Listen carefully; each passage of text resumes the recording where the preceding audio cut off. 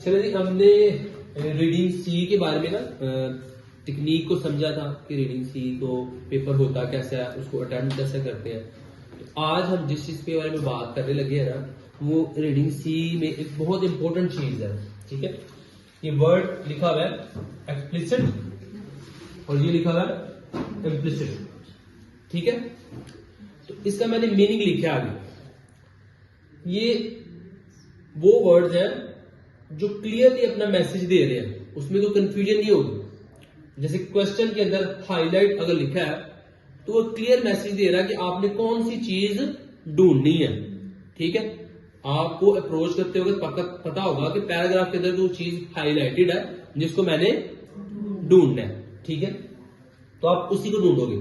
इस तरह के क्वेश्चंस भी होते हैं, ये थोड़े इजी होते हैं। ठीक है, एक ये वाले क्वेश्चंस भी होते हैं जिसके अंदर suggested through not directly expressed, कि कुछ चीज सुजेस्ट कर रहा है लेकिन डायरेक्टली एक्सप्रेस नहीं हुई होगी किसी वर्ड के अंदर या सेंटेंस के अंदर। किसी एक सेंटेंस के अंदर उसका जवाब नहीं होगा, इसका किसी एक सेंटेंस के अंदर जवाब हो सकता है। ठीक है, क्वेश्चन के अंदर सुजेस्ट लिखा होगा जैसे, तो वो एक कौन सा क्वेश्चन है? इम्प्लिसिट क्वेश्चन है। वेरी गुड, आपकी इन्वॉल्वमेंट अच्छी है, आपको पता। अगर कीवर्ड सुजेस्ट है तो इट्स मीन कि आपकी अप्रोच ये होनी चाहिए। इसके अंदर आपने क्या लेना है? जिस्ट लेना है पूरा, कि इस पूरे क्वेश्चन के अंदर चल क्या रही है चीज, मेन चीज हाईलाइट कौन सी है, वो डायरेक्टली नहीं लिखी होगी। आपने उसके अंदर जो एक्सप्रेशंस है ना, जो रिसर्च एक्सप्रेशंस होते हैं, पॉजिटिवली बता रहा है किस चीज को, नेगेटिवली बता रहा है, किस चीज का ट्रेंड जा रहा है, आउटपुट क्या निकलेगा इस सबका होने का। समझ आ रही? जिसके अंदर पैराग्राफ आप पढ़ रही है, पैराग्राफ के अंदर वो किन चीजों को हाईलाइट कर रहा है, वो डायरेक्टली नहीं कह रहा कि ऑप्शंस के अंदर जैसे ये चीजें लिखी हुई है, जैसे लिखा है ways to ensure the demand. ठीक है, तो अब ये डायरेक्टली इसके अंदर नहीं लिखा होगा, यहां लिखा हुआ है नीड टू मेंटेन। ठीक है, कोई चीज मेंटेन डायरेक्टली इसके अंदर नहीं लिखी होगी।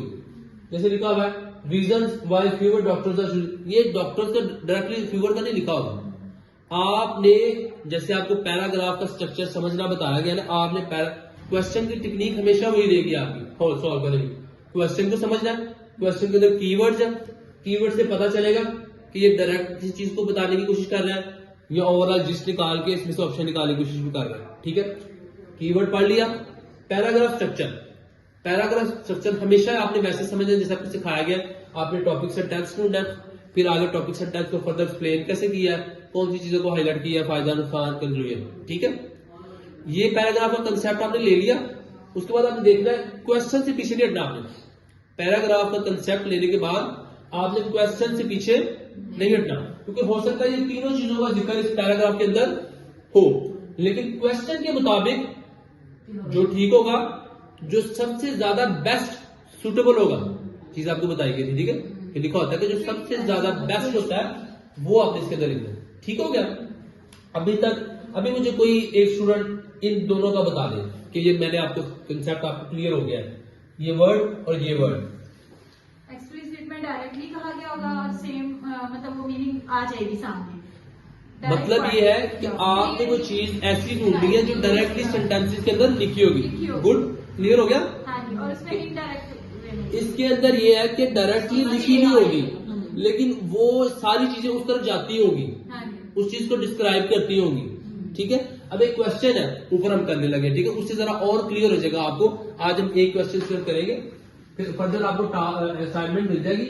आपने वो जो क्वेश्चन है फिर गर्भिदा करना और फिर आपने उसको एनालिसिस करना है कि कितने क्वेश्चन वो थे जो एक्सप्लिसिट वाले थे और कितने वो थे।